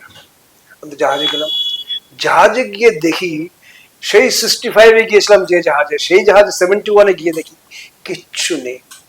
না কামান আছে, না আছে, গ্রেনেড আছে, না টর্পেডো আছে, না কিচ্ছু নেই। পুরো জাহাজটা একদম বলে দেওয়া হলো যে এই জাহাজটার কিচ্ছু নেই, তোমাদের সুইসাইড অ্যাটাকার হিসাবে যেতে হবে। মানে যখন তুমি দেখবে শত্রু জাহাজ বা কিছু আসছে, তোমার ফুল যত স্পিড আছে সেই স্পিডে গিয়ে ওই জাহাজকে মারতে হবে। জাহাজের পেটে আমাদের লক্ষ্যটা থাকবে ঠিক মাঝ বরাবর, এই মাঝ বরাবর গিয়ে হিট করতে হবে। ও ডুববে, আমি ডুববো। তার মানে আমি নিশ্চিন্ত হয়ে গেলাম যে আমি আর ফিরে আসছি না। আমাদেরকে বলা হলো, যেহেতু আমাদের বয়স তো এই যে বললাম না, 22-25 বছর বয়স, ন্যাচারালি আমাদেরকে বলা হলো যে তোমরা এক কাজ করো, চিঠি লিখে দিয়ে যাও। তোমাদের যারা বেস, যারা ডাঙাতে কাজ করে, তাদের চিঠি লিখে দিয়ে যাও যে তোমরা এই যুদ্ধে যাচ্ছ এবং এই ইয়েতে, এবং যদি ফিরে না আসো তাহলে তোমাদের যে ডিউটি দেওয়া হয়েছিল এগুলো সমস্ত কিছু তোমার ফ্যামিলিটা জানতে পারে তোমার সম্বন্ধে। এই জন্য আমরা সাথে সাথে যে চিঠি লিখলাম, চিঠি লিখে আমাদের বেসে যারা বন্দী হয়েছিল, কারণ সবাই তো জাহাজে নেই, বেস ডিউটি তো করতে হবে, বেস যারা আছে যাদের যুদ্ধে যায় না তাদের কাছে আমরা দিয়ে আসলাম যে আমরা ফিরে না আসি এই চিঠিগুলো পোস্ট করে দিই। আমরা জাহাজে আসলাম, জাহাজে ওঠার পরে যেদিকে তাকাই সেদিকে দেখি এই জাহাজটা তো আমার চেনা জাহাজ, আমি কিছু চিনতে পারছি না, কিছু নেই, কোনো কিছু নেই। এই যে সেই আলমারির চাবি, এই চাবিটা আমাকে, আমি যেহেতু আমি আর্মারার হিসাবে ছিলাম, মানে যুদ্ধের যে কামানের যে কিছু কাজ সমস্ত কিছু আমি খুব ভালো পারতাম, ভালো ছিলাম। আমাকে এই জাহাজের এই চাবিটা আমাকে বলে দিল, you are the leader of the depth charge firing team.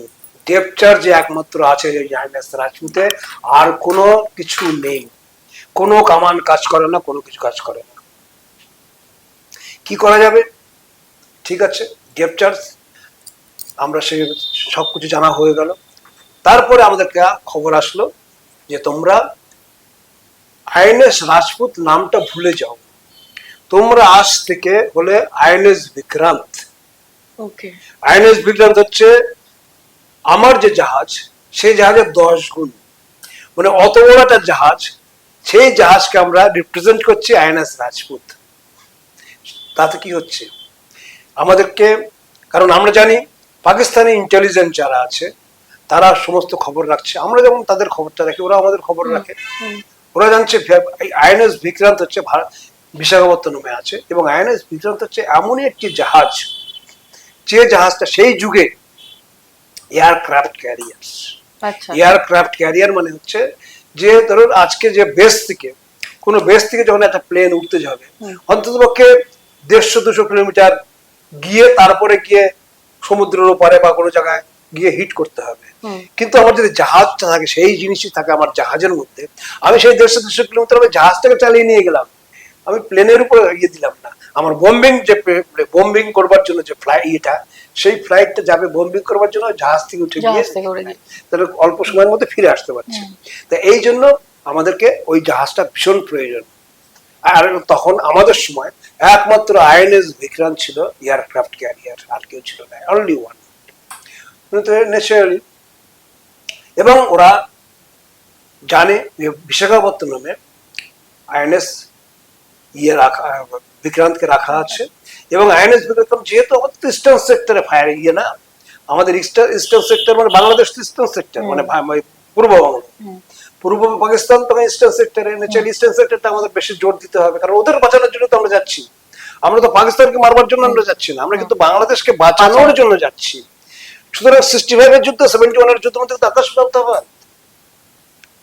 এবার কি হলো, যখন আমরা দেখলাম যে জাহাজে কিছু নেই, এবং আমাদেরকে বলা হলো যে তোমাদের কন্টিনিউয়াসলি তোমরা ওই সিগন্যাল পাঠিয়ে যাও, মেসেজ পাঠিয়ে যাও, এবং বাজারে তোমরা লোক পাঠিয়ে দাও, দিয়ে যত মালপত্র আছে, মানে একটা 100 লোকের বা 50-60 জন লোকের যে খাবার, আর 2000-2500 লোকের খাবার তো এক হয় না। আমার যদি 1 বস্তা খাবার চাল আনলে পরে আমার খাবার যদি হয়ে যায়, সেখানে আমার অন্তত 50 বস্তা আনতে হবে। তার মানে কি হলো, আমাদেরকে আইএনএস রাজপুত যখন সিগন্যালিং শুরু হলো সমস্ত কিছু আইএনএস বিক্রান্ত হিসাবে, আমরা আইএনএস বিক্রান্ত হিসাবে খবর পাঠিয়ে যাচ্ছি, এবং বাই দ্য টাইম আইএনএস বিক্রান্তকে সরিয়ে দেওয়া হলো, যাতে আমরা জানি, কারণ এই সাবমেরিনকে আমি 65 ফেস করেছিলাম, যে পিএনএস গাজী, ওদের সফিস্টিকেটেড সাবমেরিন, যেটা আমেরিকা দিয়েছিল, ওদেরকে লিজে দিয়েছিল 4 বছরের জন্য, 5 বছরের জন্য। ন্যাচারালি 70 তো এটা শেষ হয়ে যাওয়ার কথা, কিন্তু তারা ওটা হ্যান্ড ওভার করেনি। সেই সফিস্টিকেটেড, সেই সময়ের যুগে আমাদের সেই সফিস্টিকেটেড কোনো সাবমেরিন ছিল না, ওর মোকাবেলা আমাদের করবার ক্ষমতা নেই, আমার কোনো জাহাজের ক্ষমতা নেই। সত্যি কথা বলছি, আজকে আমি এখানে তো যে সেই সময় ওই সাবমেরিনকে পিএনএস গাজীকে মোকাবেলা করবার মতো আমাদের কিচ্ছু ছিল না। আমাদের হচ্ছে বুদ্ধির জোরে আমাদের কাজ করতে হবে, আমরা এটা জানতাম। আমরা ওইভাবে সমস্ত জিনিসপত্র কেনা হচ্ছে, কিনে গোডাউনে চলে যাচ্ছে, কোথায় যাচ্ছে সেটা কেউ জানতে পারছে না। কিন্তু আইএনএস বিক্রান্ত করছে কি এত জিনিস কেনা আছে, তার মানে কি হলো আইএনএস বিক্রান্ত এখানে আছে। কেউ ছুটি মা মা অসুস্থ, টেলিগ্রাম আসছে, এ আসছে সে আসছে, মানে সমস্ত কিছু ভাবে এমন ভাবে একটা মানে হাবাসদার একটু করা হলো যাতে সমস্ত ইন্টেলিজেন্স ওরা বুঝতে পারে যে আইএনএস বিক্রান্ত এখানে আছে। বাইরে আইএনএস বিক্রান্ত সরিয়ে দেওয়া হলো, রাজপুতকে বলা হলো তোমরা হচ্ছে আইএনএস বিক্রান্ত, সুতরাং আমরা আইএনএস বিক্রান্ত হয়ে গেলাম। কিন্তু কিছু নেই, মানে বলে না কিছু নেই, নিধিরাম সর্দার, মানে ঢাললে নিধিরাম সর্দার, আমরা হলাম তাই হয়ে গেলাম। সত্যি কথা তাই।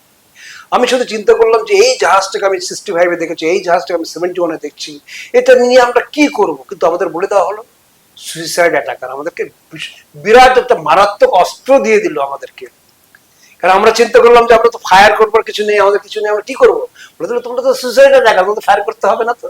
আচ্ছা স্যার, মানে আমাদের তো সেই সময় সাবমেরিন ছিল না, আমরা তো জাহাজেই যুদ্ধটা লড়ছি, তাহলে আইএনএস গাজীর উদ্দেশ্যটা কি ছিল? কারণ তারা তো মুখোমুখি হওয়ার জন্য শত্রু হিসেবে কোনো ভারতীয় সাবমেরিন পেত না, তাহলে তারা কিভাবে অ্যাটাকটা করবে ভাবছিল?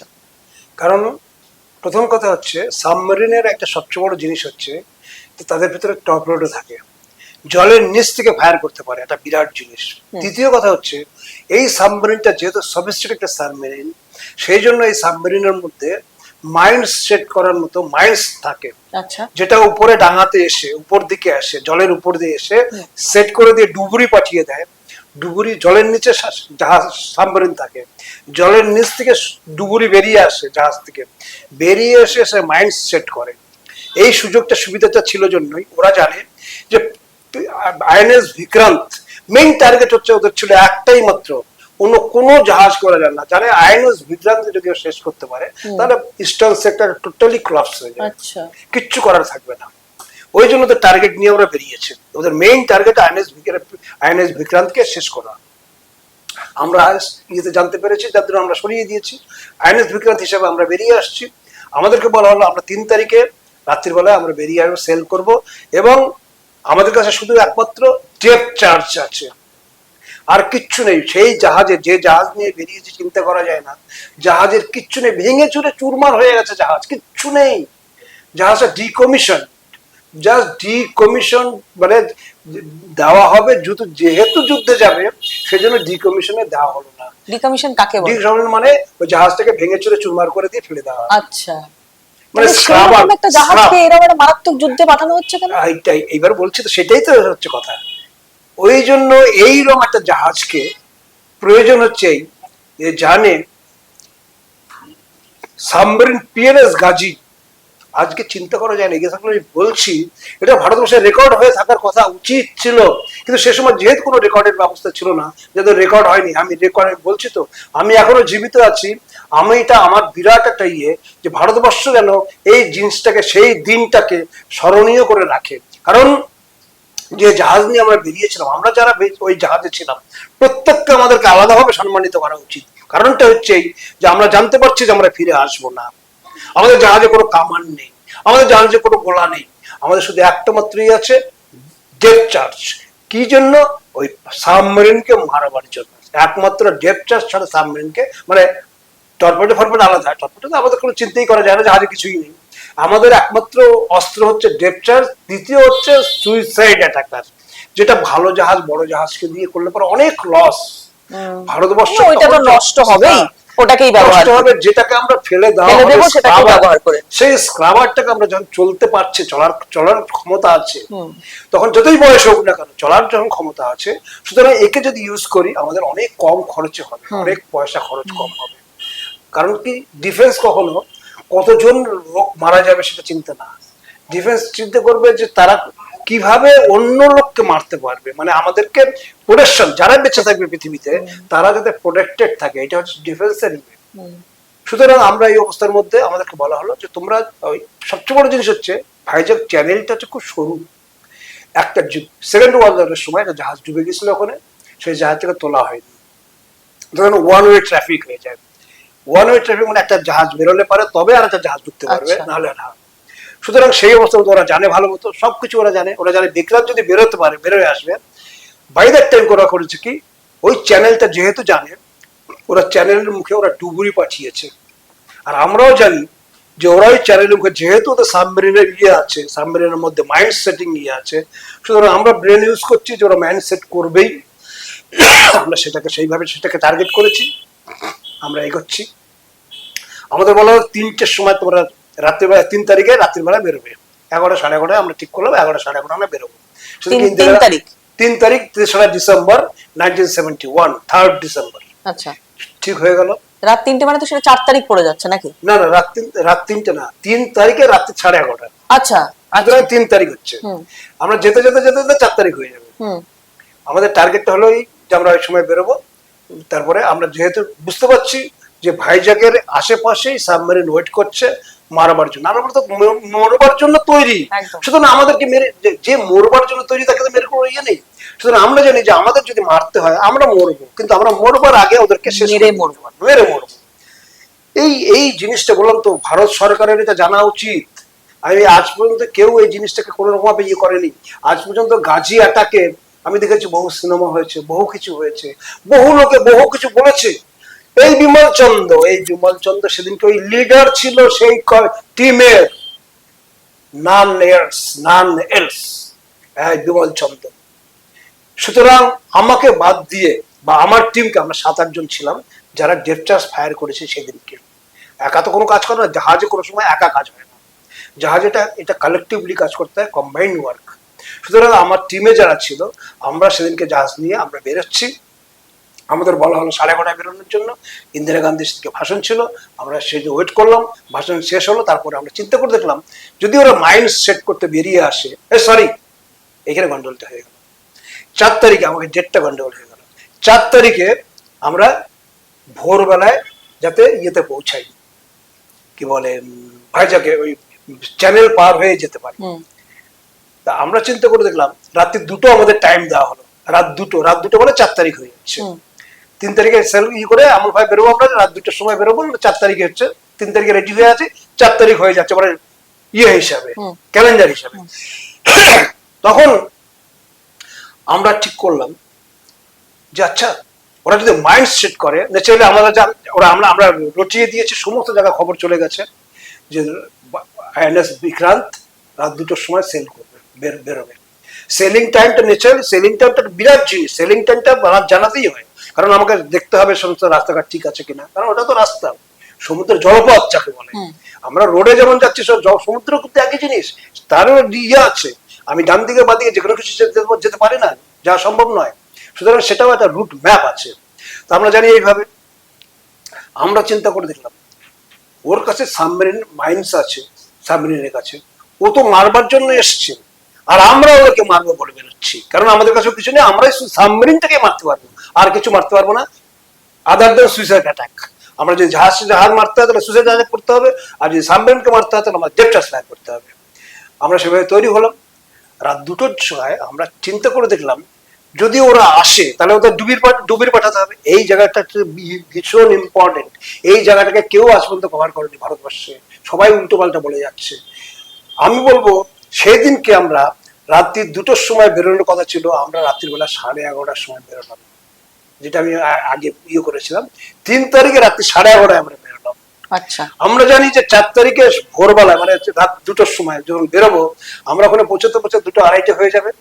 ওরা করবে কি, ওদের যে ডাইভার্স যারা আছে মাইন্ড সেট করবার জন্য আসবে, তারা সেইভাবে আসবে মাইন্ডটা সেট করবার জন্য।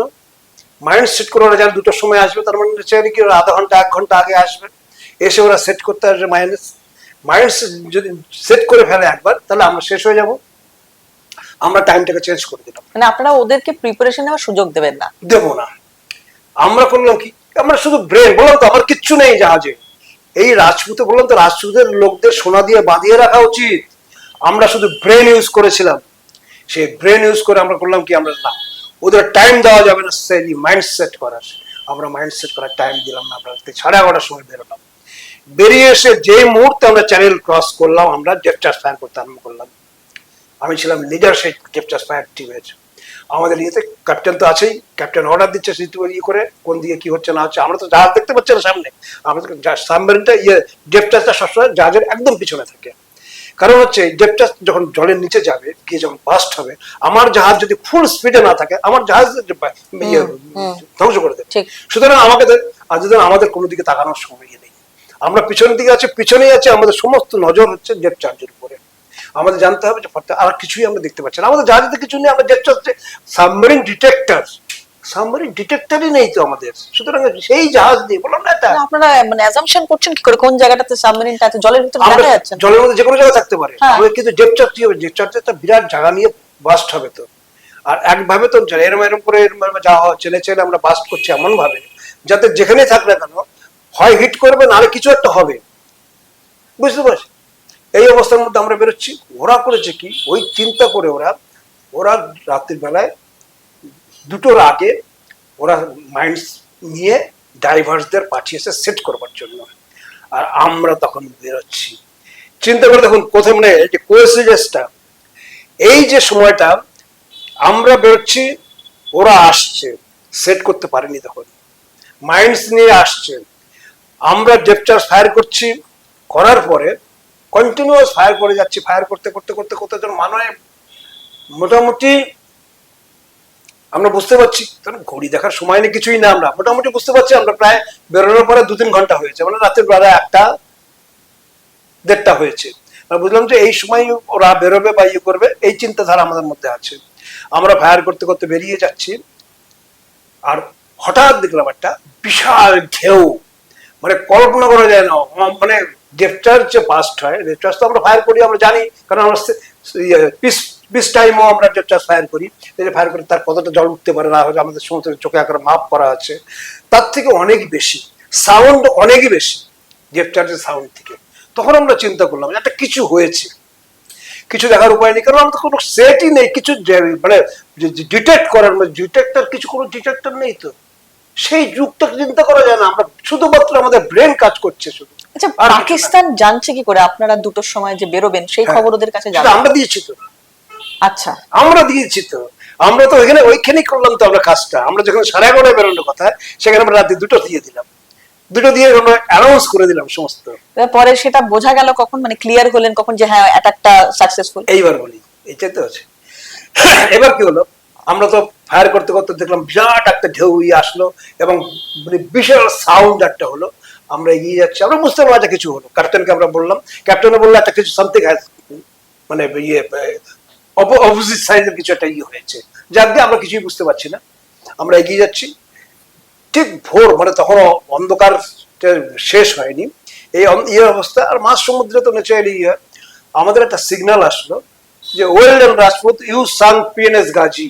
আচ্ছা, এই জায়গাটাই হচ্ছে আজ পর্যন্ত ভারতবর্ষে আমরা ছাড়া কেউ বলতে পারবে না, কারণ আমাদের কাছে এসেছিল সে খবরটা। আমরা তখন ভাবলাম যে ওই যে যেটা আমরা শুনে দেখেছিলাম যে জলের মধ্যে বিরাট একটা বিস্ফোরণ হয়েছিল, সেই বিস্ফোরণটাতে গাজী ডুবেছে। গাজী ডুবলো কি করে, তখন আমরা দেখলাম। তারপরে তারা ইয়ে করলো, ডিটেলসে যখন আসলো, ভোরবেলায় ফিশারম্যানরা ফিশিং করতে বেরোয়। কিছু কিছু এলাকা আছে যে এলাকাতে যেতে পারে না, কিছু কিছু এলাকা আছে যারা ফিশিং করতে পারে, ইভেন ওয়ার টাইমে। ফিশারম্যানরা ফিশিং করতে গিয়ে দেখে যে কিছু আননোন মানে জিনিস জলে ভাসছে। ওদের তো ক্ষমতা নেই, বুঝতে পারে না। ডুবুরি তাদের যে অক্সিজেন সিলিন্ডার দেওয়া আছে, ডুবুরিরা যারা অক্সিজেন সিলিন্ডার নিয়ে মাইন্ডস নিয়ে এসেছিল, আমরা চিন্তা করে দেখলাম কি হয়েছে। ঠিক যেটা আমরা চিন্তা করেছিলাম সেটাই হয়েছে। ওই যে মাইন্ডস নিয়ে এসেছিল ওরা, মাইন্ডস সেট করবার আগে আমাদের ডেপ চার্জ দিয়ে ওই মাইন্ডসকে বাস্ট করেছে, মাইন্ডস আমাদেরকে বাস্ট করার সুযোগ পায়নি। চিন্তা করে, এটা ভাগ্যটা আর কিছুই না, শুধু ব্রেন। এই জিনিসটা পৃথিবীর কাছে ই করে রাখা উচিত। এই আইএনএস রাজপুত কি করেছে, কিন্তু বিশ্বাস করেন আমার দুঃখ এখানে আজ পর্যন্ত কোনো ভারত মানে সরকারি ভাবে এই জিনিসটার কোনো হলো না। সবাই শুধু, তারপরে কি হলো, এই জিনিসটা যেহেতু কোনো রেকর্ড নেই, কিছু নেই, তখন পাকিস্তান বললো হঠাৎ নিজে নিজেই মরে গেছে, মানে নিজে নিজেই বাস্ট হয়ে গেছে, বিভিন্ন জায়গায় ছড়িয়ে দিল। পাকিস্তানের মিথ্যাচারিতার তো অনেক প্রমাণ আমরা পেয়েছি বিভিন্ন সময়। মানে একটা বিষয় এখানে একটু জানতে ইচ্ছা করে। হ্যাঁ, এটা ঠিকই বিমল বাবু যে আপনি যে কথা বলছেন, হয়তো আরো অনেক বেশি স্বীকৃতির এখানে প্রয়োজন ছিল আপনাদের এই লড়াই বা আপনাদের এই সংগ্রামে। সেটা তো একটা দিক, কিন্তু আপনাদের বোধহয় দিনের শেষে ঘুমটা খুব শান্তির হয় যে আপনারা দেশের জন্য কাজ করেছেন। তো পাকিস্তানের মানে এটা হয়তো আরেকটা অন্য দিন অন্য কোনো এপিসোডের প্রয়োজন হবে করার, আজকে খুব সময়ও বেশি নেই, আমরা একদম শেষ পর্বে পৌঁছে গেছি। তো পাকিস্তানের মানসিকতাটা এরকম হয় না কেন? আজকে আমার দেশের যারা শহীদ হয়েছেন বলুন, বা আপনারা যারা এখনো লিভিং লেজেন্ড, আপনারা যে মানসিকতায় সেনাবাহিনীতে যাচ্ছেন বা দেশকে যেভাবে সাফ করার কথা ভাবছেন, সেখানে আমাদের মধ্যে যেভাবে জাতীয়তাবোধটা গড়ে ওঠে, পাকিস্তানের মধ্যে সেভাবে কেন গড়ে ওঠে না? এটা একটা খুব মানে আমি জানি না, এটা নিয়ে হয়তো আলাদা করে চর্চার বা বিতর্কের জায়গা আছে।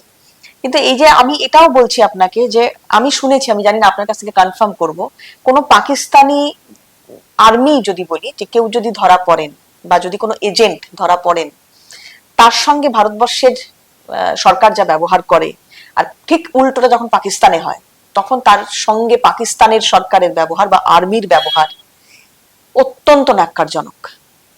এই ভারত পাকিস্তানের মধ্যে এই যে মানে একটা কি বলবো মানসিকতার, আমি জানি না, হয়তো এখানে বলা যেতে পারে যে তুল্যমূল্য একটা আলোচনা করলে মানসিকতার দিক থেকে আমরা আমরা উদার অনেক বেশি। তো এটা কি সত্যি হয় যে পাকিস্তানের অত্যাচার আমরা দেখেছি বা শুনেছি, আমরা সিনেমায় যা সাধারণত দেখি, সত্যি কি এটা হয়? ঠিক এখানে একটা কথা খুব ভালোই হয়েছে, সেটা হচ্ছে মানসিকতা। যেদিন চিন্তা করতে হবে, আমরা যদি পিছনে চলে যাই, স্বাধীন ভারতবর্ষ কিভাবে হলো, কেন হলো, অখণ্ড ভারত তো চেয়েছিলাম আমরা, মানে পাকিস্তানের সাথে থেকে ব্রিটিশ তোমরা চলে যাও, আমাদের উপরে ছেড়ে দিয়ে যাও। একটু পুরনো যেতে হয় পিছনে, পিছনে যে না গেলে পরে এই মানসিকতাটা বোঝা যাবে না।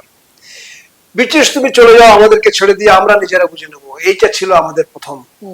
কিন্তু সেখানে সেটা হয়নি।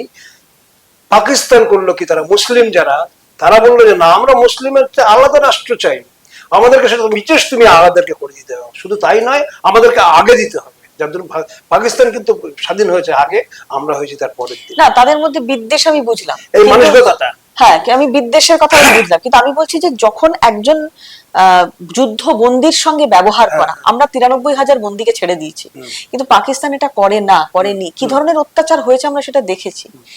এই রকম মানে আপনার পরিচিত কেউ বা আপনার সহযোদ্ধা কেউ এরকম ধরা পড়েছে পাকিস্তানে গিয়েছে এবং তাকে আর কোনোদিন আমরা পাইনি, এরকম ঘটনা কি ঘটেছে? বহু আছে। আমাদের যারা গিয়েছে ফিরে আসেনি, তাদেরকে আমরা কোনোদিন আর জানতে পারিনি কোথায় গেছে। এটা হচ্ছে সম্পূর্ণ জিনিসটা নির্ভর করছে, ওরা আমাদেরকে সবসময় শত্রু ভাবে। জেনে রাখবেন, মানসিকতার উপরে সবচেয়ে বড় জিনিসটা হচ্ছে এখানে মানসিকতা কাজ করছে। আজ পর্যন্ত পাকিস্তান কোনোদিনের জন্য ভারতবর্ষকে শত্রু ছাড়া ভাবতে পারেনি, মিত্র কোনোদিন ভাবেনি, কোনোদিনের জন্য না। যার জন্য কি হয়, ওরা যখন আমাদের সাথে ব্যবহার করে শত্রু ভাবাপন্ন হিসাবে, মানে শত্রুতা হিসাবে করে, আর আমরা যখন করি আমাদের কোনো নেই, আমরা সবসময় সবাইকে নিয়ে চলতে চাই। সুতরাং এই যে চিন্তাধারা, এই যে ভাবনা, এই যে জিনিসটা, এই জিনিসটাই কাজ করে। যাদের কি হলো, আমরা চট করে এই কাজটা করতে পারি না, যেটা কাজটা ওরা সহজেই করতে পারে, খুব সহজেই। আমি একদম মানে এই আড্ডা পর্ব আমাদের শেষের দিকে চলে এসেছি। আমি একটা অভিজ্ঞতা আপনার কাছ থেকে খুব ছোট করে একটু শুনতে চাইবো। এগুলোও আমরা সিনেমাতেই বেশিরভাগ দেখেছি। সেটা হচ্ছে, ধরুন কোনো যুদ্ধ চলছে, সেই যুদ্ধ চলার সময় আমরা দেখলাম যে একজনের হাতে বন্দুক, তিনি উল্টো দিকে শত্রুপক্ষকে তাক করছেন, গোলাগুলি চলছে, আর আমার পাশেই আমার যিনি সহযোদ্ধা, আমি দেখছি যে গুলি খেয়ে, শত্রুপক্ষের গুলি খেয়ে শহীদ হচ্ছেন। তো আমার কিছু করার থাকছে না সেই সময়, আমি দেখছি যে আমার বন্ধু, আমার সহকর্মী, আমার সহযোদ্ধা সে গুলি খেয়ে পড়ে গেল, আমাকে তখনও ফায়ারটা করে যেতে হচ্ছে। এরকম অভিজ্ঞতা হয়েছে আপনার? এটা হচ্ছে ডিউটি। আমরা ডিউটি পাবো, ডিফেন্সে যখন ঝুঁকি আমরা, আমাদের ওথ নিতে হয়। আমার ডিউটিটা আগে, তারপরে আমার ইয়েটা, মানে ভিতরে যে আমার মানসিকতাটা, সে মানসিকতাটা পরে আসবে। আগে আমাকে আগে দেশ, পরে এই বাকি আবেগগুলো পরে, আবেগটা পরে। এই জিনিসটা তখন কাজ। এটা কোন যুদ্ধে আপনার সাথে? এটা আমার সাথে 65 হয়েছে। আচ্ছা। আমরা যখন জাহাজ নিয়ে যাওয়ার পরে আমাদেরকে ল্যান্ডে নামতে হয়েছিল, সেখানে যেগুলি করেছি, আমার বন্ধু বান্ধব যারা আমার সাথে ছিল, কয়েকজন মারা যায়, আমরা তাদেরকে দেখছি, সে সময় কিছু করতে পারিনি। আমরা যখন ফিরে আসি তখন তাদেরকে কাঁধের উপরে তুলে নিয়ে এসেছি। কিন্তু আমাদের সেই সময় তার দিকে তাকিয়ে বা আফসোস করবার মতো সেই পরিস্থিতি তখন থাকে না। এটা একটা মানসিকতার ব্যাপার। এটা মানে আমাদেরকে এমন ভাবে তৈরি করা হয়, ডিফেন্সের লোককে এমন ভাবে তৈরি করা হয় যে এই চিন্তাধারাটা তখন আসে না। এই হলো তফাৎ। একদম। আজকে এই এপিসোডটা আমি তো ভীষণভাবে সমৃদ্ধ হয়েছি, কারণ এইরকম গল্প, এগুলো তো সত্যি, দেখুন আমরা অক্সিজেন নিচ্ছি খোলা বাতাসে, কিন্তু যাদের জন্য নিচ্ছি এইরকম মানুষ তো মানে কি বলবো, তাদেরকে মাথায় করে রাখা উচিত। কিছু ক্ষোভের কথাও বিমল বাবুর সঙ্গে কথা বলে বুঝতে পারলাম রয়েছে, এবং সেটা হয়তো হওয়াটা জাস্টিফাইডও তার মতো জায়গায় দাঁড়িয়ে বা তার জায়গায় দাঁড়িয়ে। তো ভারত সরকারের কাছে এই আবেদন থাকবে আগামী দিনে, এই যে এইগুলোর মূল্য তো আমরা কোনোদিন বুঝবো না, তো ফলে এইগুলো আলাদাভাবে একটু নজরে আনা হোক, এবং এই মানুষগুলো যারা রয়েছেন তাদের জন্য আলাদা মর্যাদা। এবং আমি পার্সোনালি বলছি বিমল বাবু, আপনাকে ধন্যবাদ আমার এই পডকাস্টে আসার জন্য। এবং সত্যি অনেকদিন ধরে প্ল্যানিং হচ্ছিল, কথা হচ্ছিল, সময় করে ওঠা হচ্ছিল না, কিন্তু এই এপিসোডটা আমি আশা করব আমার দর্শকদের ভীষণ ভালো লাগবে। খুব ভালো থাকবেন, সুস্থ থাকবেন। এবং আরেকটা বিমল বাবু সম্পর্কে কথা বলে নি, এখন বোধহয় ওনার আপনার 82 এরকম, হ্যাঁ, তো এখনো ওনাকে কোনো ওষুধ খেতে হয় না। এটাও কিন্তু আমাদের মতো প্রজন্মের জন্য একটা দারুণ উদাহরণ। খুব ভালো থাকবেন বিমান বাবু, আজকে সময় দেওয়ার জন্য ধন্যবাদ।